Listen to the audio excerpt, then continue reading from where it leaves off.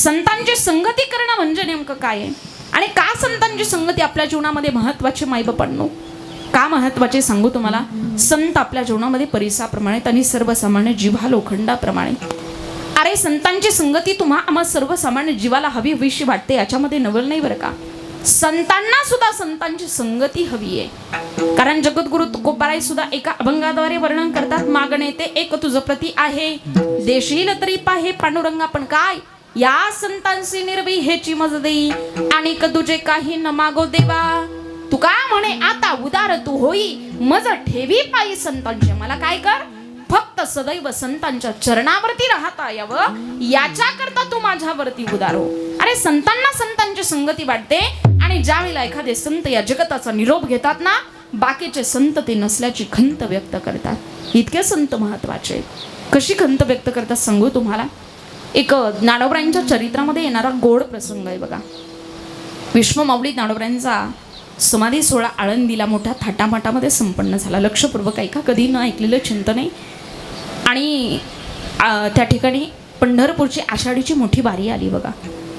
आता त्या पंढरपूरच्या वारीचा नियम असा आहे, पंढरीच्या वाळवंटामध्ये नामदेवरांसारख्या संतांनी कीर्तन करावं, आणि त्या कीर्तनामध्ये जगाच्या बापानं बेभान होऊन नाचावं. मग नाचता नाचता देवाचा गळला पितांबर इतकं बेभान होऊन नाचावं. आणि प्रसंग असा झाला माईबापांनो, त्या ठिकाणी आळंदीची समाधी सोहळा संपन्न झाला. मोठ्या ताटामाटामध्ये समाधी घेतली माऊलींनी, आणि समाधी सोहळा संपन्न झाल्यानंतर जी वारी आली ना, त्या वारीमध्ये नामदेवरांचं कीर्तन चालू झालं पंढरीच्या वाळवंटात. आता कीर्तन चालू झाल्यानंतर नेहमीप्रमाणे कीर्तन रंगत नव्हतं. रंग नावाची देवता कीर्तनामध्ये येत नाही, कीर्तन रंगत नाही. आता काय करावं, कधी कधी होतं असं, रंग नावाची देवता नाही येत कीर्तनामध्ये. तक्रारी यायला लागल्या लोकांच्या, नामदेवराय नाचत नाहीत, कीर्तन रंगत नाही. बरेचसे लोक म्हणायला लागले, महाराज गेल्या वर्षी झालं तसं झालं नाही. कधी कधी 2 वर्ष सप्त्यात सरक तारीख घेतली की होतं असं, गेल्या वर्षी झालं तसं नाही होत, पुढच्या वर्षी तसंच काहीसं झालं. नामदेवरायांकडे तक्रारी यायला लागल्या, आणि त्या तक्रारी जगाच्या मालकाकडे गेल्या.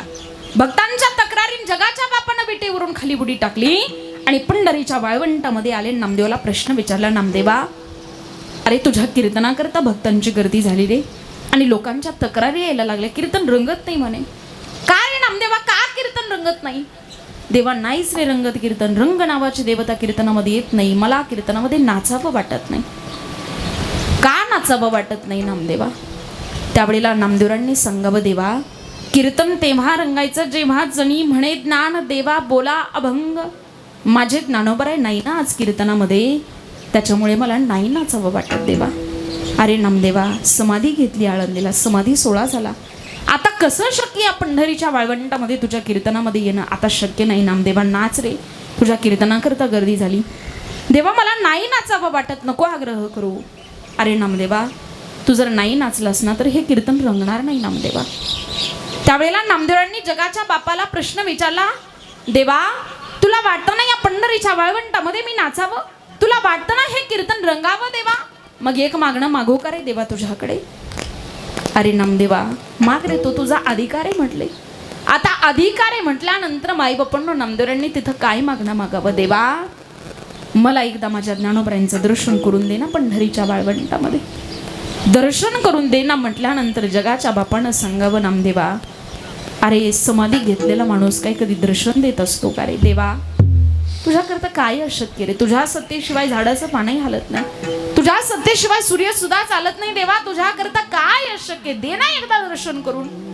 मग देवानं प्रश्न विचारला, नामदेवा तू म्हणतो ना तुझ्याकरता काहीच अशक्य नाही, मग जर या पंढरीच्या वाळवंटामध्ये मी तुला ज्ञानोबरायांचं दर्शन करून दिलं तर? असं म्हटल्याच्या बरोबर नामदेवराय म्हणतात, देवा जर या पंढरीच्या वाळवंटामध्ये तू मला ज्ञानोबरायांचं दर्शन करून दिलं ना तर श्री ज्ञानदेवाचे मज दर्शन होईल साचे, तरीच मी वाळवंटी नाचे पंढरीये. देवा एकदा का माझ्या ज्ञानोबरायांचं दर्शन मला या पंढरीच्या वाळवंटामध्ये झालं ना तर आण घेऊन सांगतो देवा मरेपर्यंत या पंढरीच्या वाळवंटामध्ये नाचेल. फक्त एकदा माझी ज्ञानदेव नावाची माय मला एकदा दाखव. ज्ञानदेव ही माय, माय बापांनो का माय म्हटलंय तिला माहिती? जगाच्या पाठीवरती असा एकमेव पुरुष आहे ज्या पुरुषाला माऊली म्हणून संबोधलंय. आपल्यापैकी कोणी ज्ञानेश्वर असलं तरी सहज माऊली मुखामध्ये येत नाही.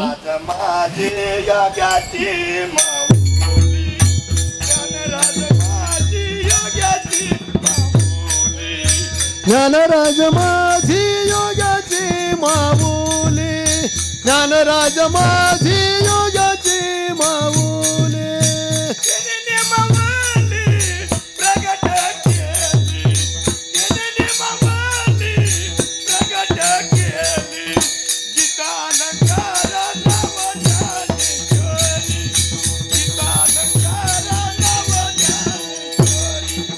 गीतालंकार नाम ज्ञानेश्वरी, गीतालंकार नाम ज्ञानेश्वरी.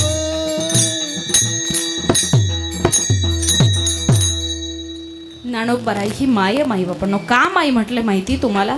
जा तुम्ही आळंदीला. अरे ज्याला माई नाही ना त्यानं त्या समाधीवरती जावं, नतमस्तक व्हावं, म्हणावं माऊली हो माऊली तुम्हीच माझी माय आहात. अरे ज्याला बाप नाही ना त्यानं त्या समाधीवरती जावं, नतमस्तक व्हावं, म्हणावं माऊली तुम्हीच माझे बाप आहात. साधकाचा माय बाप दरुषणे हरी ताप, सर्व आभूती सुखरूप ज्ञानोबा माझा, असं वर्णन ज्या महात्म्याचं करावं. ही संजीवन समाधी सामान्य नाही बरं का. अरे विश्वाच्या पाठीवरती अशी एकमेव समाधी, ज्या समाधीला संजीवन समाधी म्हटले. आणि का संजीवन म्हटले माहिती तुम्हाला? तेवढी ताकद आहे तिच्यामध्ये. किती मोठी ताकद आहे ऐका. तुझ्या समाधीच्या पुढं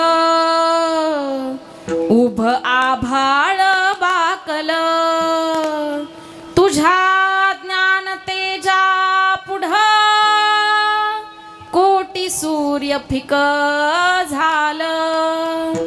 गाता देवा तुझी ओवी, केली जीवाची काजळी, अंतरात ज्योत तेवली, तूच देवा वाट दावली, घुमला गजर आभाळी. ज्ञानराज माझी माऊली, माऊली ज्ञानराज माझी माऊली, ज्ञानोबा माऊली चित्त तुझे पाऊली, ज्ञानोबा माऊली चंदनाची सावली, माऊली चंदनाची सावली, ज्ञानराज माऊली चंदनाची सावली. आई बाप्पांनो ऐका, या महाराष्ट्राच्या मातीमध्ये होऊन गेलेले हे सामान्य संत नाहीत बरं का. अरे ज्यांना वारकरी संप्रदायाचा श्वास म्हटलं ते माझे विश्व माऊली ज्ञानोबा. अरे ज्यांनी वारकरी संप्रदायाचा पाया रचला, ज्ञानदेवी रचिला पाया, तुका झाला असे कळस, असं वर्णन ज्या माऊलीचं करावं ते माऊली सामान्य नाही. अरे अंतकरणातला भाव तर शुद्ध असेल आणि शुद्ध भावनेनं तुम्ही जर आळंदीला गेलात ना तर आमच्या जीवनातलं उदाहरण सांगते तुम्हाला. माऊलींच्या समाधी सोहळ्याचा कीर्तन आमच्या सारख्या साधकाला नाही करावं वाटत आळंदीला. अरे ज्या वेळेला समाधी सोहळा होतो 12 वाजायचा टायमिंग जवळ येतो ना, त्या समाधीतल्या लहरी साधकाच्या अंतकरणापर्यंत जाऊन भिडतात आणि कधी त्या साधकाच्या डोळ्याला धारा लागतात ना रे, त्याचंही त्याला कळत नाही. माऊलींच्या समाधी सोहळ्याचा प्रसंग नाही रंगून सांगावा वाटत आम्हाला. अरे इतकी मोठी ताकद ज्या महात्म्यामध्ये, ते संत आपल्या महाराष्ट्राच्या मातीमध्ये होऊन गेले. आणि याच्याहून महत्वाची गोष्ट, आपल्या जवळ अशा महात्म्यांनी समाधी घ्यावी. म्हणून ज्याला ज्याला या संतांचा अभिमान आहे, ज्याला ज्याला या महाराष्ट्राच्या मातीमध्ये जन्माला आल्याचा स्वाभिमान आहे, त्या प्रत्येकानं दोन्ही हात वरती करायचे. बसलेले प्रत्येक जण सर्वांनी हात वरती करायचे, त्यांनी जोरात भजन करायचं. हाताने टाळी आणि मुखानं गोड असं भजन. ज्ञानोबा माऊली चित्त तुझे पावली, ज्ञानोबा माऊली चित्त तुझे पावली, ज्ञानोबा माऊली चंदनाची सावली, ज्ञानोबा माऊली चंदनाची सावली, ज्ञानोबा माऊली, ज्ञानोबा माऊली, ज्ञानोबा माऊली, ज्ञानोबा माऊली, ज्ञानोबा ज्ञानोबा माऊली, ज्ञानोबा माऊली, ज्ञानोबा माऊली, ज्ञानोबा माऊली, ज्ञानोबा माऊली, ज्ञानोबा माऊली, माऊली, माऊली, ज्ञानोबा, ज्ञानोबा, माऊली, माऊली, माऊली, माऊली.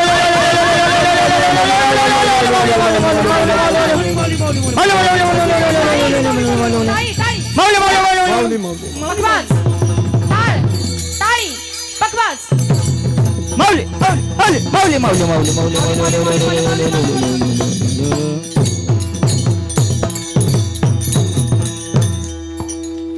सांगायचं तात्पर्य माईबापांनो एखाद्या संतांनी या जगताचा निरोप घ्यावा आणि बाकीच्या संतांनी ती खंत व्यक्त करावी वारकरी संप्रदायामध्ये निर्माण होणारी ती फार मोठी पोकळी असते आणि